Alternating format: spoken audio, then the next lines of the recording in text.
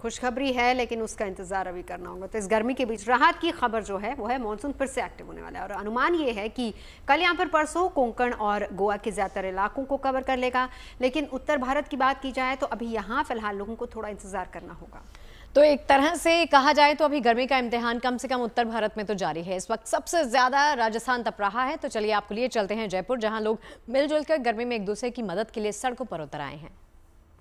भीषण गर्मी को देखते हुए अलग अलग जगह पे अलग अलग मेजर्स लिए जा रहे हैं। जयपुर में हम यहाँ पे देख रहे हैं कि लोगों को ठंडा शरबत पिलाया जा रहा है, जिससे अभी राह चलते लोग जो गर्मी में लू की चपेट में हैं अभी समय पे, तो उनकी मदद की जा सके। ये एक नेकी का काम चल रहा है। हालांकि ये चीज निर्जला एकादशी पे की जाती है, जब लोगों को कुछ ठंडा पिलाया जा रहा है या आइसक्रीम खिलाई जा रही है।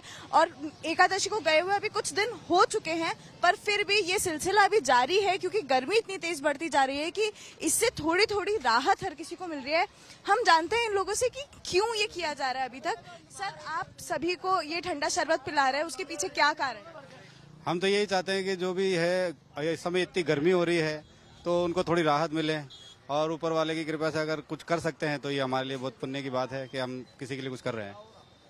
बहुत अच्छी पहल है ये। सर, मैं जानना चाहती हूँ कि अभी तक करीबन, हालांकि इस चीज में या नेकी के काम में गिनती नहीं होती है, पर अंदाजे से अगर मैं जानना चाहूँ तो कितने लोगों को आप ये शरबत अभी तक पिला चुके हो? देखिए मैम, हम जो अगर इसे काउंट कर सकते हैं तो उसके लिए सीधा सा हमारे पास है कि डिस्पोजल हम सुबह तक अभी जो अब से चालू करिए 2 से 2,500 डिस्पोजल, यानी इतने लोग लगभग ले चुके हैं ये सेवा। और कहीं ना कहीं देखिए हमारे पूर्व शास्त्रों में भी इस चीज का उल्लेख है कि ज्येष्ठ माह में जो ये प्रचंड गर्मी पड़ती है उसमें एकादशी से और आज ये पूर्णिमा का जो समय है, लगातार इन दिनों में आपको जगह जगह इस तरह के जो सेवाएं हैं चलती मिलेंगी। आप देखते हैं कई जगह लोग इस समय प्याऊ की जो सेवा है वो प्रारंभ कराते हैं। साथ ही साथ ये जो मीठे शरबत का है, ये कहीं ना कहीं लोगों को इस गर्मी में जो है थोड़ी सी राहत प्रदान करता है। तो उसी तरीके से हम ये जो प्रेरणा स्वरूप और 2 लोग भी इस चीज को देखकर कहीं ना कहीं ये सेवाएं चलती रहें और लोगों को कहीं ना कहीं इस गर्मी से थोड़ी राहत मिल सके।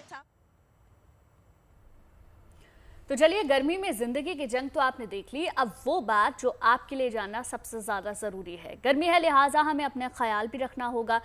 हमारी आपकी थोड़ी सी लापरवाही हमें बीमार कर सकती है।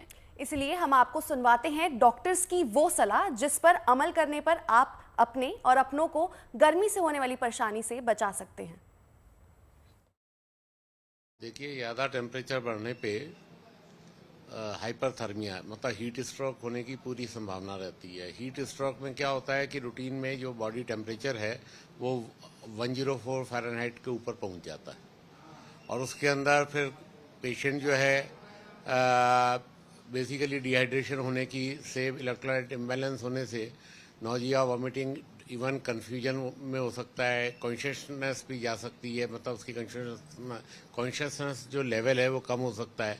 और भी मतलब उसको कई तरह की प्रॉब्लम्स हो सकती हैं, जैसे कि मतलब थोड़ा उसकी पल्स वगैरह फास्ट हो सकती है। और भी मतलब डिजीनेस हुआ, नौजिया हुआ, कंफ्यूज हो सकता है, वो डिजी हो सकता है। तो उसके अंदर सबसे पहले तो ये है कि कोशिश तो ये की जाए कि एम्पल अमाउंट ऑफ जो लिक्विड है वो मतलब लिया जाए। आदमी ढीले कपड़े पहने, वो मतलब हीट को जितना अवॉइड हो सके, मतलब सन रे मतलब डायरेक्टली धूप के अंदर वो बाहर नहीं निकले।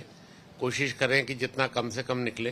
और यदि फिर भी हो जाता है, इस तरह का होता है, तो तुरंत मतलब ठंडी जगह पे जो शेल्टर्ड वो होता है उसके अंदर से मतलब वो वहाँ चले जाएं। और यदि वो खुद जाने की कंडीशन में नहीं है तो जो भी जना उसके आसपास में है, उसको ऐसा लगा कि हीट इतने वजह से ये सब हुआ है, तो उन्हें कवर्ड एरिया के अंदर लेके जाना चाहिए।